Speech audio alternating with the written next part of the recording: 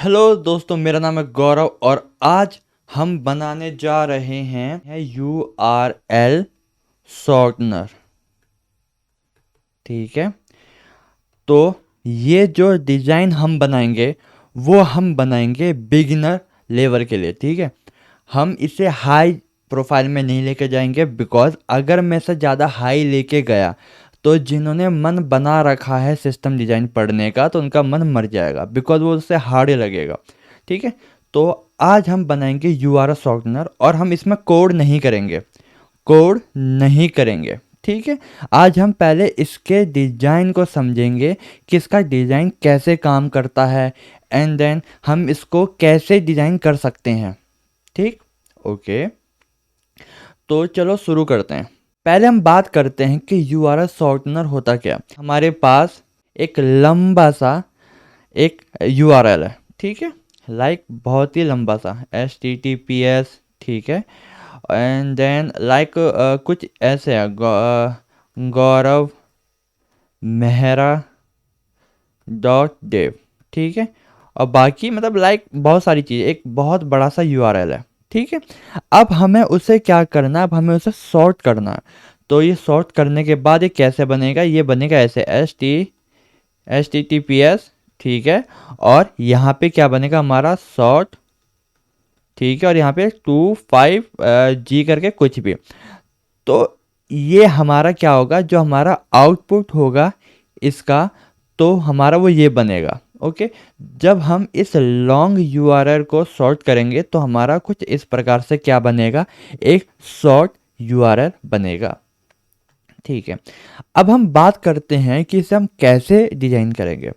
तो बेसिकली हमें क्या करना होता है, हमें एक ऐसा सिस्टम बनाना है। ठीक है, हमें एक ऐसा सिस्टम बनाना है। ठीक है, जो हमारा क्या करे, जनरेट करे शॉर्ट URL। ठीक है, और दूसरा क्या है, वो हमारा क्या करे, रीडायरेक्ट करे। ठीक है, लाइक अगर किसी ने इस शॉर्ट URL पे क्लिक किया तो वो क्या हो जाए, वो रीडायरेक्ट हो जाए। ठीक है, ओके, परफेक्ट। तो अब हम बात करते हैं कि जनरेट शॉर्ट URL कैसे करें।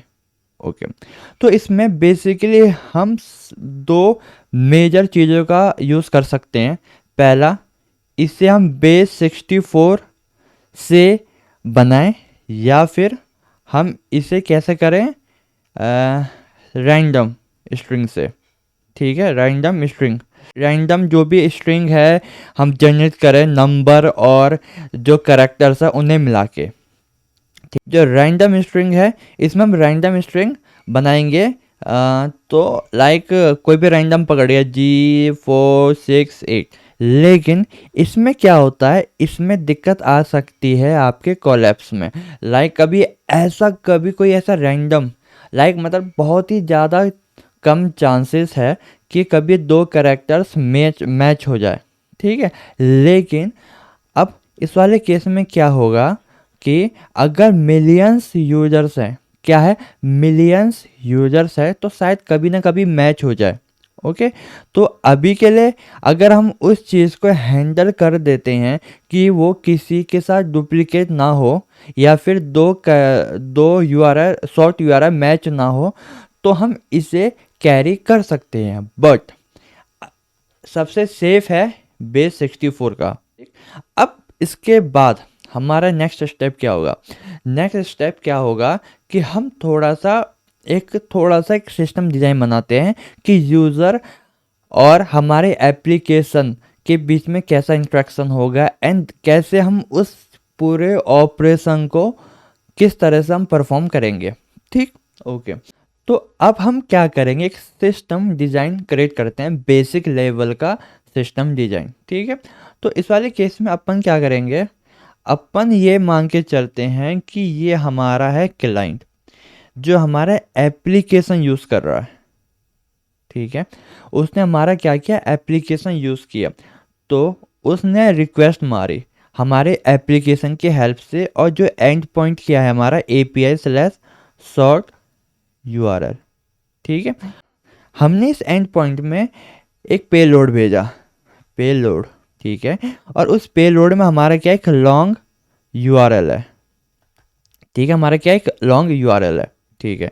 तो क्या करेगा, फिर हमारे सर्वर पे आया, हमने सर्वर पे लॉजिक लिखा है, हमने सर्वर पे लॉजिक लिखा है, तो उस लॉजिक्स के हेल्प से हमने क्या किया, एक शॉर्ट यूआरएल निकाला, ओके। फिर हमने क्या किया, ये हमारा क्या सर्वर, ठीक, हमने शॉर्ट यूआरएल निकाला, फिर शॉर्ट यूआरएल जो निकला ना, वो हमारा क्या होगा, हमारा जो शॉर्ट यूआरएल है वो हमारा डेटाबेस में क्या होगा, सेव हो जाएगा, ठीक है, या इंसर्ट हो जाएगा, ठीक है, इंसर्ट हम कर देंगे डेटाबेस में, ठीक है। तो समझो ये अभी हमारा एक यूज़र है, उसने क्या किया, उसने ये एक यूज़र आया, उसने हमारा एप्लीकेशन ओपन किया, ये वाला एंड पॉइंट हिट किया, उसने रिक्वेस्ट भेजी, पेलोड भेजा, पेलोड में लॉन्ग यूआरएल भेजा जिसे हमें सॉर्ट करना है, फिर हमारा ये सर्वर पे आया, हमने यहाँ पे लॉजिक लिख रखा है, ठीक है। तो हमारे सर्वर पे आया तो लॉजिक लिख रखा है हमने, और फिर उस लॉजिक से हमें हमें क्या मिला, एक शॉर्ट यूआरएल मिल गया, और जो शॉर्ट यूआरएल मिला है तो हमने डेटाबेस में इंसर्ट कर दिया। कितना सिंपल है ना, ठीक है। अब हम ये मान के चलते हैं कि यार शॉर्ट यूआरएल तो हमने बना दिया, अभी तो सिर्फ एक ही यूज़र आया, अब हमारे पास एक रिक्वेस्ट आई, ठीक है, क्योंकि जब 20,000 है, जब वो इंसर्ट हो रहा होगा ना, जब वो इंसर्ट हो रहा होगा तो क्या करेगा कि हमारा जो एप्लीकेशन है वो एक तरह से फ्रीज हो जाएगा, समझ रहे हो, एक तरह से क्या होगा, फ्रीज हो जाएगा, लाइक जब तक वो प्रोसेस पूरा नहीं करेगा तब तक हमारे एप्लीकेशन पे क्या आता रहेगा, लोडिंग आती रहेगी, तो उसे लगेगा बहुत टाइम लग रहा है यार, बहुत ज़्यादा टाइम लग रहा है, ठीक है। और तो एक वक्त ऐसा आएगा कि अगर हम 20,000 रिक्वेस्ट एक साथ डेटाबेस में भेजेंगे तो डेटाबेस क्या होगा, गया, काम से गया वो। तो इस वाले केस को हम कैसे मैनेज करेंगे, इस वाले केस को मैनेज करने के लिए अपन क्या करेंगे, अपन एक क्यू सिस्टम ऐड करेंगे, ठीक है, अपन क्या करेंगे, अपन एक क्यू सिस्टम ऐड करेंगे, ठीक, ओके। तो क्या होगा कि लाइक एपीआई आई, ठीक है, चलो इसको हम ऐसा समझते हैं, मैं एक नया डायग्राम बनाता हूँ। अब नए वाले केस में क्या होगा, यूज़र ने, ठीक है, नए वाले केस में होगा यूज़र है, अब हम ये समझ रहे हैं कि ये 20,000 यूज़र हैं, ठीक है, 20,000 यूज़र ने क्या किया, हमारे एप्लीकेशन ओपन किया, हाँ भाई एप्लीकेशन हमारी क्या होगी, ओपन होगी, ठीक, एप्लीकेशन उसने ओपन कर दिया। अब जो इसने एप्लीकेशन ओपन किया है, ठीक, तो इन 20,000 ने एप्लीकेशन ओपन किया और एक साथ एपीआई पे हिट मारा, ठीक है, कौन सा, हमारा शॉर्ट यूआरएल पे, ठीक है, और इन्होंने अपना इसके द्वारा अपना लॉन्ग यूआरएल दिया और हमें उससे क्या करना, सॉर्ट करना। अब अगर हम 20,000 रिक्वेस्ट को एक साथ प्रोसेस करेंगे तो भैया फिर तो गया डेटाबेस, गया हमारा सर्वर गया, और ये जो हमारा एप्लीकेशन है वो फ्रीज हो जाएगा, ठीक है। तो अब हमने क्या किया, ठीक है, 20,000 आई, तो उस 20,000 को हमने क्या किया, क्यू में डाला, हमने क्यू सिस्टम बनाया, क्यू, ठीक है, हमने क्यू सिस्टम बनाया, हमने क्यू के अंदर डाला इसे, ठीक, क्यू के अंदर गया, लाइक ठीक है। तो जो पहली रिक्वेस्ट आएगी वो सबसे आगे रहेगी, जो दूसरी आएगी तीसरी चौथी पांचवी, तो ये हमारा क्यू सिस्टम हो गया। फिर यहाँ से हमारा क्या जाएंगे, सर्वर, जो हमारा मेन सर्वर है जहाँ पे हमने क्या लिखा है, लॉजिक लिखा है, हमने क्या यहाँ पे क्या लिखा है, मेन लॉजिक लिखा है। तो इस सर्वर ने हमें क्या दिया, एक शॉर्ट यूआरएल दिया, ठीक है। अब हमारे पास क्या हो गया, हमारे पास एक टाइम पे सिर्फ एक ही रिक्वेस्ट आ रही है, भले 20,000 लोगों ने एक साथ रिक्वेस्ट भेजी, तो लेकिन हमारे पास एक ही रिक्वेस्ट आ रही है, और वो फिर एक ही रिक्वेस्ट हमारे पास कहाँ गई, एक ही रिक्वेस्ट जो है वो रिक्वेस्ट हमारे डेटाबेस में गई और उसने इंसर्ट कर दिया। तो मतलब जहाँ हम डायरेक्ट ये अगर ये हटा देंगे तो जहाँ ये 20 के 20 डायरेक्ट जा रहे थे, फिर यहाँ से डायरेक्ट यहाँ पे गए, हमने इसे बंद कर दिया। हमने क्या किया, हमने क्यू सिस्टम लगा दिया कि भैया एक एक करके जाओ और अपनी सारा काम करवा के डेटाबेस में जाके इंसर्ट करा दो। तो इससे क्या हो गया कि डेटाबेस पे और हमारे सर्वर पे एक साथ 20,000 रिक्वेस्ट नहीं गई, ठीक है। यहाँ से यहाँ इस क्यू सिस्टम ने ले लिया 20,000 रिक्वेस्ट, तो उसे उसने क्यू के अंदर डाला, ठीक, एंड देन फिर वो सर्वर पे गया। तो इससे हमारा क्या होगा, जब 20,000 यूज़र एक साथ रिक्वेस्ट मारेगा, वो वाला जो केस है, वो वाला केस क्या हो गया, हमारा बच गया, ठीक। मतलब अब हमने उस केस को हैंडल कर दिया कि अगर 20,000 यूज़र एक साथ रिक्वेस्ट मारे तो हमारे सिस्टम दिक्कत नहीं करेगा।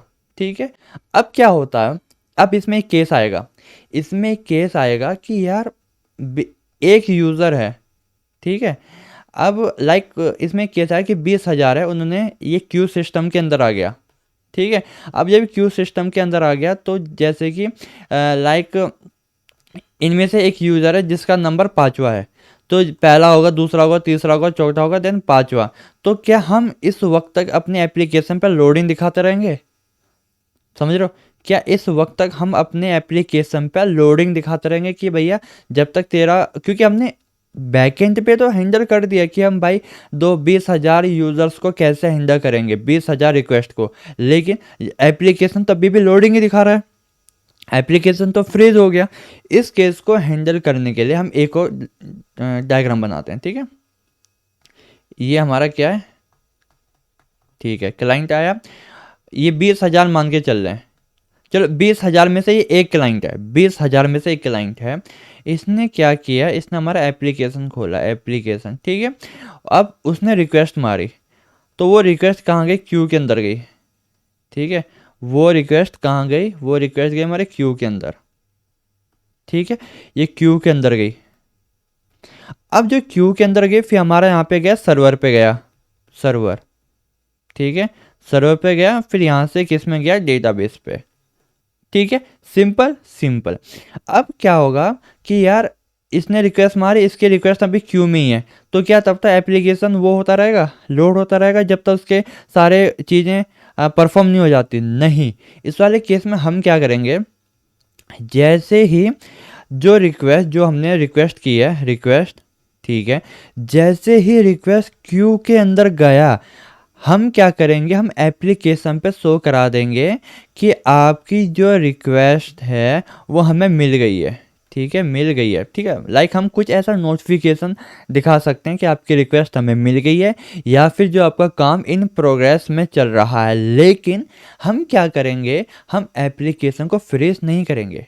ठीक है, अब क्या किया, जैसे क्यू में गया, यहाँ पे आ गया कि ठीक है भाई, मेरी जो चीज़ें हैं, मेरी जो चीज़ें हैं वो अभी काम कर रही है, मैंने जो रिक्वेस्ट भेजी है वो काम कर रही है, तब तक मैं कुछ और देख लेता हूँ। ठीक, तो कभी कभी आपने देखा भी होगा, जब आप वीडियो अपलोड भी करते हो इंस्टाग्राम पे, यूट्यूब पे, तो यही नहीं है कि जब तक आप पूरी वीडियो अपलोड नहीं करोगे तब तक यूट्यूब घुमाता रहेगा, लोडिंग करता रहेगा, आपके स्क्रीन को फ्रीज कर देगा। ऐसा नहीं करता है वो, वीडियो साइड बाय साइड चलती रहती है, वो भी एक क्यू में चला जाता है। ठीक है, वो साइड बाय साइड चलती रहती है, बाकी वो आपको वहाँ पे दिखा देता है कि आपकी अपलोडिंग हो रही है और आप बाकी आप अदर काम कर लेते हो। तो वैसे ही हमारे एप्लीकेशन में क्या होगा कि जैसे ही मैंने यूआरएल सॉर्ट के लिए अप्लाई किया कि ये मेरा यूआरएल है, आप सॉर्ट कर दो, तो ऊपर एक पॉपअप या फिर कोई मैसेज आ जाएगा कि आपकी रिक्वेस्ट हमें मिल गई है और हम आपके यूआरएल को सॉर्ट कर रहे हैं, ना कि हम उसे फ्रीज करते रहेंगे।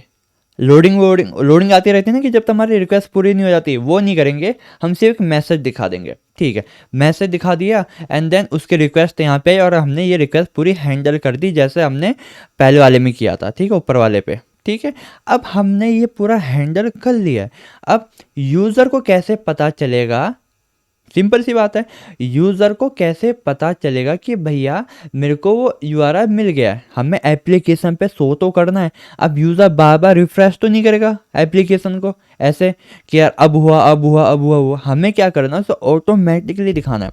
तो यहाँ पे दो चीज़ है, आप एक ऐसी एपीआई बनाओ कि बार बार क्या करे, एक कॉल जाए हमारे भी यहाँ पे सर्वर पे, जाओ बार बार चेक करे कुछ मिनट पे या फिर कुछ टाइम पे कि भाई अब अपलोड हुआ क्या, अब क्या बोलते हैं, मेरा लॉन्ग यूआरएल बना, डेटाबेस में इंसर्ट हुआ, तो चेक करता रहेगा। एक सॉल्यूशन ये कि एक एपीआई बनाओ, बार बार हिट करते रहो।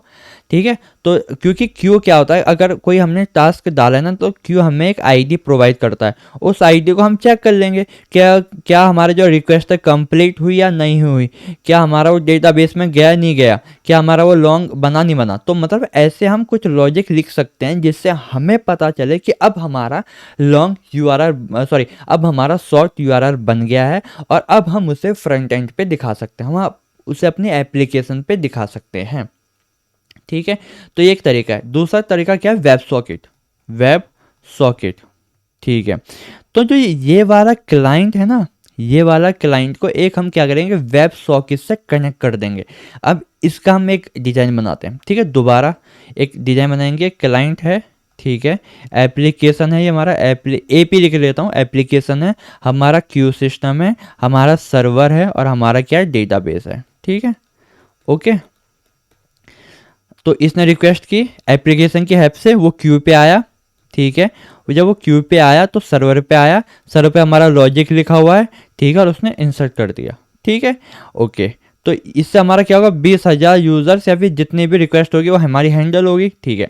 तो अब हम क्या करेंगे, बताता हूँ मैं। हम यहाँ पे एक वेब सॉकेट ऐड करेंगे। वेब सॉकेट के बारे में शायद आपको पता हो, अगर नहीं पता तो आप देख सकते हो, गूगल पे मिल जाएगा, ज़्यादा बड़ा कॉन्सेप्ट है नहीं। तो एक वेब सॉकेट, ठीक है, हम क्या करेंगे कि एप्लीकेशन और सर्वर पे उस यूज़र के लिए, स्पेसिफिक उस यूज़र के लिए एक वेब सॉकेट कनेक्शन स्टेबलाइज करेंगे, एक वेब सॉकेट कनेक्शन बनाएंगे, ठीक है। तो अब हमारे जो एप्लीकेशन है, ठीक है, हमारे जो एप्लीकेशन है तो और जो हमारा सर्वर है वो हमारे एक वेब सॉकेट से कनेक्ट हो गए। लाइक वेब सॉकेट का WSSC, ठीक है, या फिर हम कुछ भी लिख देते हैं, ठीक है। लाइक इस यूज़र की आईडी है 24, तो 24। तो जो ये सर्वर है ना और जो हमारा ऐप है वो एक वेब सॉकेट से कनेक्ट हो गया 24, ठीक है।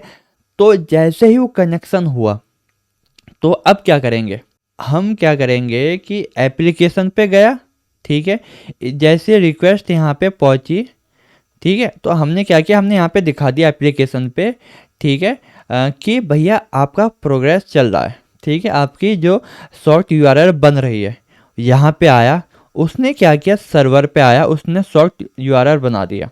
शॉर्ट यूआरएल बनाने के बाद उसने इंसर्ट किया, इंसर्ट करने के बाद उसने क्या किया, उस वेब सॉकेट पे एक मैसेज को भेजा, ठीक है, उस वेब सॉकेट पे एक मैसेज को भेजा। तो इस वेब सॉकेट से जो जो कनेक्ट होंगे, इस वक्त सिर्फ एक ही यूज़र कनेक्ट है, ठीक है, एक ही एप्लीकेशन कनेक्ट है, क्योंकि हमने ऐसा सिस्टम बना रखा है कि मतलब कि लाइक जो भी यूज़र है वो अपने खुद के वेब सॉकेट से कनेक्ट हो, ठीक है। तो क्या होगा, जैसे ही यहाँ पे शॉर्ट यूआरएल बना, उसने इंसर्ट करा, वो वेब सॉकेट को उसने मैसेज भेजा और वेब सॉकेट ने फिर एप्लीकेशन को मैसेज भेजा कि भैया अब हो गया। तो हमें पेज रिफ्रेश नहीं करना पड़ा। दूसरा, हमने बार बार एक एपीआई कॉल नहीं कराई, हमने एक एपीआई कॉल नहीं कराई, हमें बस वेब सॉकेट ने हमें एक मैसेज ला के दे दिया कि भैया आपका जो है शॉर्ट यूआरएल बन गया। और जो शॉर्ट यूआरएल है वो यहाँ पे आएगा। शॉर्ट यूआरएल हम रन टाइम पे अपने एप्लीकेशन पे दिखा सकते हैं, ठीक है। समझिए ये पूरा सिस्टम मैं दोबारा बता देता हूँ, नो इशू, ठीक है। हमने इतना क्यू वाला सिस्टम बनाया, ठीक है। अब जब भी एप्लीकेशन क्यू पे जाती है तो अगर हमारा ये वेब सॉकेट या फिर कुछ ऐसा है नहीं और हमने ऐसा सिस्टम बनाया है एप्लीकेशन पे कि जब तक उसकी रिक्वेस्ट फुलफिल नहीं होती तब तक वो लोडिंग होता रहे, जो स्क्रीन होगी वो हमारी क्या हो जाएगी, फ्रीज हो जाएगी। Okay, perfect. तो हमारी स्क्रीन जो है वो हो गई है, फ्रीज हो गई है। तो अब उस फ्रीज से बचाने के लिए हमने क्या किया कि जैसे ही रिक्वेस्ट क्यू के पास पहुंची, ठीक है, या फिर जैसे रिक्वेस्ट हमारे यहाँ पे पहुंची, क्या बोले, हमारे एप्लीकेशन से निकली, ठीक है, तो हमने क्या किया, हमने यहाँ पे एक मैसेज दिखा दिया कि आपका जो शॉर्ट यूआरएल बन रहा है, तब तक वो कहीं और जाएगा या फिर एप्लीकेशन को एक्सप्लोर कर सकता है, लेकिन एप्लीकेशन जो होगा, हमारा जो एप्लीकेशन होगा वो हमारा फ्रीज नहीं होगा। सिंपल, ओके, हमारा एप्लीकेशन फ्रीज नहीं हुआ।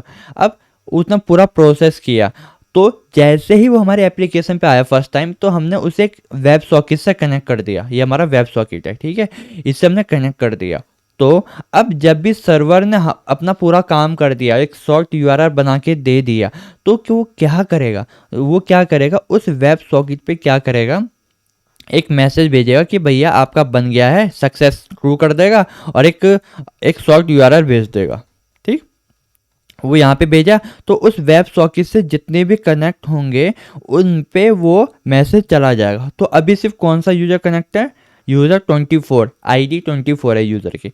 तो वो उसने क्या किया, उसके एप्लीकेशन पे वो शॉर्ट यूआरएल दिखा दिया और यहाँ पे एक मैसेज दिखा दिया कि भैया आपका शॉर्ट यूआरएल बन गया है। तो इससे क्या होगा कि हमारा फर्स्ट चीज़ इसमें हमने क्या किया कि पहले 20 यूज़र्स को हम 20,000 यूज़र्स या फिर ज़्यादा जो रिक्वेस्ट है उसे हैंडल किया, ठीक है, और हमने रन टाइम पे ही डेटा अपडेट कर दिया। सो सिंपल, ठीक है। तो ये एक बेसिक आर्किटेक्चर है। अगर आप इसे और भी स्केल करना चाहते हो तो बहुत स्केल हो सकता है, लेकिन अगर आपका सिस्टम डिज़ाइन में फर्स्ट मतलब अभी आप सिस्टम डिज़ाइन में इतने तगड़े नहीं हो या फिर आप अभी भी सीख रहे हो और आपको ऐसा चाहिए कि यार ज़्यादा हार्ड भी ना हो, धीरे धीरे मैं चीज़ें सीखूं, तो उस पर्सपेक्टिव से ये मैंने डिज़ाइन बनाया है, ठीक है। तो अब हम 20,000 यूज़र्स या फिर ज़्यादा रिक्वेस्ट को कर सकते हैं। दूसरी चीज़, हम रन टाइम पे भी इसे मैनेज कर सकते हैं, सिंपल। अब जो हमारा जो फाइनल है, ठीक है, अब जो हमारा जो फाइनल है वो हमारा फाइनल कुछ ऐसा दिखेगा, ठीक है। अब मैं अच्छा डायग्राम बनाने की कोशिश करूँगा, ठीक है, ये रहा। ओके, इसमें हमारा क्या गया, एक एप्लीकेशन गया, ठीक है, एप्लीकेशन, ठीक है, और फिर उसने रिक्वेस्ट भेजी। वो रिक्वेस्ट किस पे आई, क्यू सिस्टम पे आई, ठीक है, एक क्यू सिस्टम पे रिक्वेस्ट आई है, ठीक है, एक क्यू सिस्टम पे रिक्वेस्ट आई, और फिर क्या होगा, ठीक है, वो क्या होगा, एक सर्वर पे गया, ठीक है, और उस सर्वर से डेटाबेस पे गया, ठीक है, और हमने क्या किया कि इस एप्लीकेशन को सर्वर के वेब सॉकेट से जोड़ दिया, ठीक है। तो रन टाइम हम यहाँ से अपडेट कर देंगे, रन टाइम अपडेट, ठीक है। अब और यहाँ से हम क्या करेंगे, क्यू सिस्टम हमने बनाया, ये किसके लिए, जो ज़्यादा 20,000 जो रिक्वेस्ट को हम हैंडल करने के लिए क्यू सिस्टम बनाया, ठीक है, ये सिंपल हो गया। अब यहाँ पे एक प्रॉब्लम आती है, यहाँ पे एक प्रॉब्लम ये है कि अगर समझना, अगर इसी यूज़र ने थोड़ा तेज़ दिमाग लगाया, इसी यूज़र ने तेज़ दिमाग लगाया और हमारे एपीआई सॉर्ट को लगातार कॉल किया जा रहा है, लगातार उसकी रिक्वेस्ट पहले से क्यू में पड़ी हुई है, तो लगातार कॉल किया जा रहा है कि भैया मेरे को बना के दो, बना के दो, बना के दो, मतलब लगातार। तो समझो हमारा क्यू कितना भर जाएगा, प्लस हमारे सर्वर पे भी ऐसे मतलब बेमतलब की रिक्वेस्ट जाएगी। अगर एक के मन में एक शरारत आई है कि यार रिक्वेस्ट भेजता रहता हूँ, तो बेमतलब की रिक्वेस्ट आएगी ना, क्योंकि वो सिर्फ परेशान करने के लिए रिक्वेस्ट भेज रहा है, ठीक है। जो जेन्युइन बंदा होगा वो ऐसी हरकतें नहीं करेगा, लेकिन जो परेशान करने के लिए कर रहा है वो करेगा। तो इस कॉन्सेप्ट को हम कैसे मैनेज करेंगे, हम यहाँ पे लगाएंगे रेट लिमिट, ठीक है, रेट लिमिट लगाएंगे, ठीक है, रेट लिमिट हम लगाएंगे इस पे। ओके, तो रेट लिमिट में क्या होगा कि या फिर हम यहाँ पे लगा दें या फिर यहाँ पे लगा दे, सर्वर से जाने से पहले यहाँ पे लगा दे या फिर यहाँ पे लगा दे। लेकिन रेट लिमिट में क्या होगा, इस कॉन्सेप्ट को हम समझते हैं। रेट लिमिट में ये होगा कि जो भी हम अगर एपीआई पे रेट लिमिट लगाते हैं तो हम उसे बता रहे हैं कि आप 1 मिनट पे कितने रिक्वेस्ट को आप हैंडल करोगे, ठीक है। अगर मैंने बता रखा है कि आप 1 मिनट में सिर्फ 100 रिक्वेस्ट को एक्सेप्ट करोगे, तो अगर यूज़र ने 100 रिक्वेस्ट से भी ज़्यादा रिक्वेस्ट भेजी बेमतलब की, तो उस वाले केस में क्या होगा, मेरा सिस्टम उसे बता देगा कि आपको थोड़ी देर वेट करना पड़ेगा, क्योंकि पहले से कुछ प्रोसेसेस हो रही है। वो मेरे ऊपर है कि मैं क्या मैसेज उसे शो कराता हूँ। क्लियर। तो हम क्या करेंगे, हम एक रेट लिमिट लगा देंगे कि हम 1 मिनट में 20 रिक्वेस्ट ही एक्सेप्ट करेंगे, बाकी को हम क्या करेंगे, रिजेक्ट कर देंगे। तो यहाँ पे रेट लिमिट का कॉन्सेप्ट आता है। ये इतना बड़ा कॉन्सेप्ट नहीं है, तो ये ईजी है, बस इसे समझ लो कि रेट लिमिट बेसिकली क्या है कि आपको क्या करना है कि पर मिनट हम कितनी एपीआई कॉल को हैंडल करेंगे, बाकी को हम कर देंगे रिजेक्ट, ठीक है। तो हम यहाँ पे हम अपने हिसाब से रेट लिमिट लगा सकते हैं कि हमें किस रिक्वेस्ट पे उस रेट लिमिट को एक्सेस करना है, ठीक है, ओके। या फिर हम यहाँ पे भी अपना एक लगा सकते हैं क्यू से जाने से पहले कि नहीं भैया क्यू में सिर्फ हम इतना ही, हम 20 रिक्वेस्ट ही क्यू में भेजेंगे पर मिनट, वो हम यहाँ पे भी लगा सकते हैं। या फिर जब वो यहाँ पे जा रहा होगा, सर्वर पे जा रहा होगा, तब हम लगा सकते हैं कि भैया सर्वर पे 1 मिनट में सिर्फ 20 रिक्वेस्ट ही जा सकती है। वो हमारे ऊपर हम उसे कहाँ लगाना चाहते हैं। तो ये हमारा बन गया एक बेसिक सिस्टम डिज़ाइन किसका, शॉर्ट यूआरएल जनरेट करने का। ठीक है, ये अभी जनरेट का बना है, जनरेट, कि हम शॉर्ट यूआरएल कैसे जनरेट करेंगे। एक बार रिकैप कर लेते हैं, जल्दी से रिकैप करते हैं। यूज़र आया, एप्लीकेशन खोली, उसने रिक्वेस्ट मारी, उसका रिक्वेस्ट क्यू पे चला गया। ठीक है, क्यू पे गया तो क्यू से उसकी रिक्वेस्ट गई यहाँ पे सर्वर पे, उसने मेरे को एक शॉर्ट यूआरएल बना के दिया, वो डेटाबेस में चला गया। क्लियर। अब जैसे ही उसकी एंट्री हो जाती है तो एप्लीकेशन को रन टाइम पे कैसे पता चलेगा, वो पता चलेगा वेब सॉकेट से। तो वेब सॉकेट पे एक मैसेज भेजा, वेब सॉकेट यहाँ पे गया, उसने दिखा दिया कि भैया अब हमारा जो है, अब हमारा शॉर्ट यूआरएल बन गया है, और वो हम क्या करेंगे, वो रन टाइम पे यहाँ पे दिखा देंगे। ठीक है, अब जो यूज़र है अपना थोड़ा और दिमाग लगाएगा, कहेगा नहीं भैया मैं तो बड़ी तेज़ी से एपीआई कॉल भेजूंगा, सर्वर को दिक्कत करूंगा। ठीक है, सर्वर बैठा दूंगा। तो उस सारे केस में हम क्या करेंगे, एक रेट लिमिट लगा देंगे एपीआई पे कि पर मिनट हम सिर्फ 20 ही रिक्वेस्ट क्या करेंगे, एक्सेप्ट करेंगे। ठीक है, बस ये हमारे स्केलेबल क्या बन गया, सिस्टम डिज़ाइन बन गया। अब हम बात करते हैं कि रीडायरेक्ट वाला, रीडायरेक्ट कैसे करते हैं। ठीक है, ओके। तो जो रीडायरेक्ट वाला जो कॉन्सेप्ट है ना, इसमें क्या होगा कि हमने उस शॉर्ट यूआरएल को कहीं पे दे दिया। ठीक है, लाइक शॉर्ट डॉट ऐसे स्लैश करके अभी कुछ भी लिख देता हूँ, AG467। ठीक है, ये हमारा क्या बन गया, एक शॉर्ट यूआरएल बन गया। ठीक है, अब मैंने क्या किया कि मैंने इसे अपने दोस्त को भेजा, दोस्त को, कि भैया ये एक शॉर्ट यूआरएल है, इस पर क्लिक कर तो मेरे सारे पेज पे पहुंच जाएगा। तो अब हम इसका एक डायग्राम बनाते हैं। वो यूज़र आया, उसने इस यूआरएल को डाला एप्लीकेशन पे, ठीक है, या फिर ब्राउज़र पे, आप जो मतलब कहीं भी डाला, इसे एक्सेस किया। ठीक है, और सिंपली कैसे काम करेगा वो बताता हूँ। तो जो उसकी रिक्वेस्ट है वो हमारे सर्वर पे गई, ये हमारा सर्वर है। इसने क्या किया, इसने डेटाबेस से वो लॉन्ग यूआरएल निकाल के दिया, लॉन्ग यूआरएल। ठीक है, अब जो लॉन्ग यूआरएल सर्वर पे आया, अब उस सर्वर ने उस लॉन्ग यूआरएल पे क्या कर दिया, रीडायरेक्ट कर दिया। लॉन्ग यूआरएल पे क्या किया, रीडायरेक्ट किया, रीडायरेक्ट। समझे। अब हम बात करते हैं इसकी पहली प्रॉब्लम की, जो हमने थोड़ी देर पहले सॉल्व किया। अगर वो इसी यूआरएल को बार बार हिट करे, ले मतलब लाइक बार बार उसने हिट करता गया, ठीक है, तो हम यहाँ पे क्या लगाएंगे, रेट लिमिट लगा देंगे। ठीक है, यहाँ पे हम क्या लगाएंगे, रेट लिमिट लगाएंगे कि हम बार बार उसको रिक्वेस्ट नहीं करेंगे। ठीक है, बार बार हम उसे क्या करेंगे, रिक्वेस्ट नहीं करेंगे, रेट लिमिट लगा दिया। ठीक है, तो लाइक पर मिनट पे वो सिर्फ 20 रिक्वेस्ट, जैसे कि हमने ऊपर डिस्कस किया था, वो क्या करेगा, मैनेज कर लेगा। ठीक है, अब यहाँ पे एक प्रॉब्लम और है, लाइक अब समझते हैं इस चीज़ को। मैंने अपना जो यूआरएल है, शॉर्ट यूआरएल, मैंने अपना शॉर्ट यूआरएल, ठीक है, 10 लोगों को दिया। 10 छोड़ो, ये तो हैंडल हो जाएगा। हमने क्या किया, 20,000 को दिया, 20,000 यूजर्स को हमने ये दिया।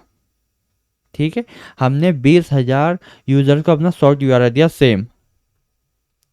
तो उसमें से एक यूज़र ने क्या किया, शॉर्ट यूआरएल हिट किया ब्राउज़र पे, और फिर वो मेरे सर्वर पे गया, एंड देन उसने वहाँ से रीडायरेक्ट कर दिया, रीडायरेक्ट। ठीक है, फिर दूसरा आया, सेम प्रोसेस हुआ, डेटाबेस पे गया, उसने वो लॉन्ग यूआरएल निकाला, रीडायरेक्ट कर दिया।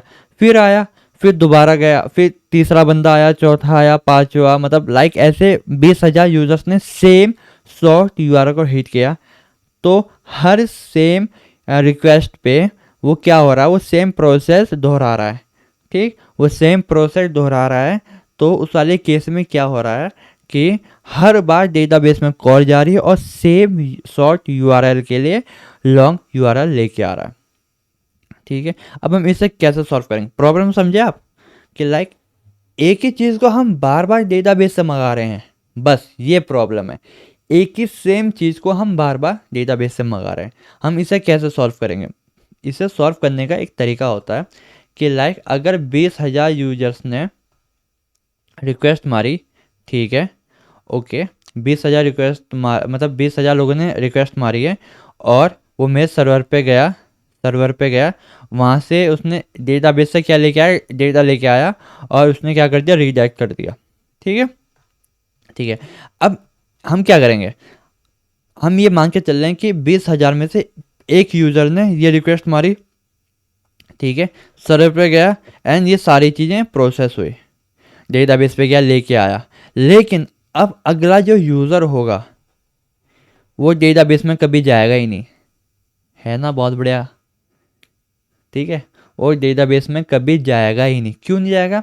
हम यहाँ पे क्या करेंगे, हम यहाँ पे एप्लीकेशन सर्वर के बीच में कैसे लगा देंगे, कैसे। ठीक है, हमने क्या किया, यहाँ पे कैसे लगाया, तो पहला यूज़र है, उसने रिक्वेस्ट मारी, पहला यूज़र बता रहा हूँ, उसने रिक्वेस्ट मारी, वो पहले उसने कैसे पे देखा, यार कैसे पे क्या इसका लॉन्ग यूआरएल पड़ा है, नहीं पड़ा। ठीक है भाई, मैं सर्वर पे जाता हूँ, डेटाबेस पे जाता हूँ, लॉन्ग यूआरएल लेके आता हूँ और रीडायरेक्ट कर देता हूँ। ठीक है, लेकिन सिर्फ रीडायरेक्ट नहीं, लॉन्ग यूआरएल लेके आता हूँ, फिर उस लॉन्ग यूआरएल को कैसे में सेव भी कराता हूँ शॉर्ट यूआरएल के साथ।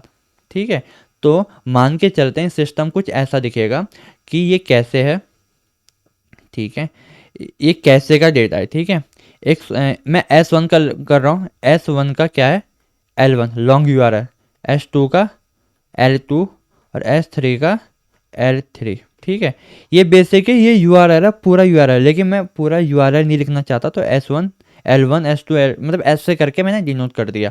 और ये हमारा क्या है, ये हमारे कैसे का डेटा है, ये कैसे के ये हमारा क्या है, कैसे का डेटा। ठीक ठीक, अब क्या होगा, यूज़र ने रिक्वेस्ट मारी, ठीक है, ठीक है, तो एक समझ लेते हैं कि यूज़र ने S4 करके मतलब एक S4 एक शॉर्ट यूआरएल है। ठीक है, ये सब यूआरएल है, ठीक है, लेकिन वो लंबा यूआरएल ना लिखना पड़े इसलिए मैंने नहीं लिखा। तो एक S4 रिक्वेस्ट मारी, वो S4 यहाँ पे गया, कैसे गया, उसने देखा भाई S4 है, नहीं भाई S4 नहीं है, तो उसने क्या किया, वो सर्वर पे गया और वो S4 का क्या लेके आया, L4 मतलब लॉन्ग यूआरएल लेके आया। तो उसने क्या किया, जब वो लेके आ रहा था तो उसने क्या किया कि कैसे पे ये सेव करा दिया, तो अब S4 हुआ और L4 आ गया। ठीक है, अब कैसे पे सेव कराने के बाद उसने क्या किया, उसने फिर रीडायरेक्ट कर दिया जो उसका काम है।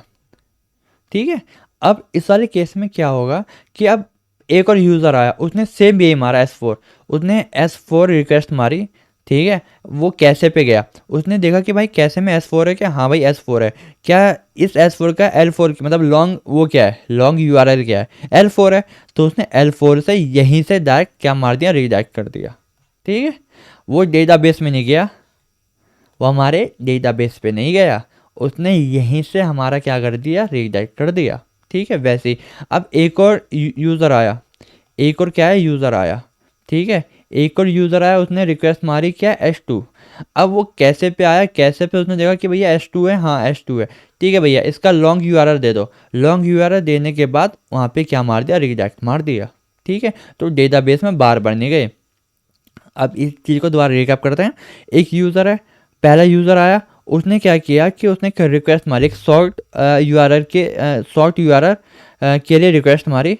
ठीक है, अब वो हमने कैसे के अंदर देखा, कैसे के अंदर है, नहीं है, तो वो कहाँ गया, डेटाबेस में गया, डेटाबेस में जब वो गया, डेटाबेस में गया तब वो लेके भी आया, समझ रहे हो, डेटाबेस में गया वो लेके भी आया और उसने उस कैसे के अंदर फिर से सेव करा दिया, उस कैसे के अंदर फिर से सेव करा दिया की वैल्यू के पेयर में, जैसा भी वो सेव करता है, एंड देन फिर वहाँ से रीडायरेक्ट कर दिया। अब एक दूसरा यूज़र आया, उसने क्या किया, उसी सेम शॉर्ट यूआरएल पे हिट किया, अब वो उस कैसे के अंदर देखेगा, जो कैसे की जो मेमोरी होती है बड़ी तेज होती है, उस कैसे के अंदर देखेगा कि भैया क्या वो शॉर्ट यूआरएल यहाँ पे है, हाँ भाई यहाँ पे है, ठीक है भाई इसका लॉन्ग यूआरएल मेरे को यहीं से दे दे, यहीं से दिया एंड देन क्या कर दिया, रीडायरेक्ट कर दिया। ठीक है, रीडायरेक्ट कर दिया। तो ये हम इससे क्या करेंगे, हम बार बार डेटाबेस पे कॉल नहीं करेंगे। ठीक, हम क्या करेंगे, बार बार डेटाबेस पे कॉल नहीं करेंगे। तो हमने रीडायरेक्ट का भी एक बेसिक अच्छा सा सिस्टम डिजाइन बनाया है। बाकी अब अपने हिसाब से इस सिस्टम को और भी बढ़िया बना सकते हो। और अगर मैं इसमें कुछ चीज़ें मिस कर गया हूँ तो प्लीज़ आप कमेंट में बता दीजिए, मैं उसके ऊपर भी एक वीडियो बना दूंगा कि हाँ भाई मैंने वहाँ पे एक पॉइंट मिस किया था कि हम इसे कैसे हैंडल करेंगे। एंड देन मैं उस पर प्रॉपर एक, जैसे मैंने इस पे बताया है वैसे ही मैं उसे प्रॉपर एक डिस्क्राइब कर दूंगा कि हम इस प्रॉब्लम को ऐसे सॉल्व करेंगे। तो आई होप आपको ये वीडियो अच्छा लगा होगा। ठीक है, वैसे भी वीडियो काफ़ी लंबी हो गई है। ओके, तो लाइक और सब्सक्राइब कर दीजिए और कमेंट कर दीजिए, मेरे को बहुत अच्छा लगेगा। तो बाय गाइस।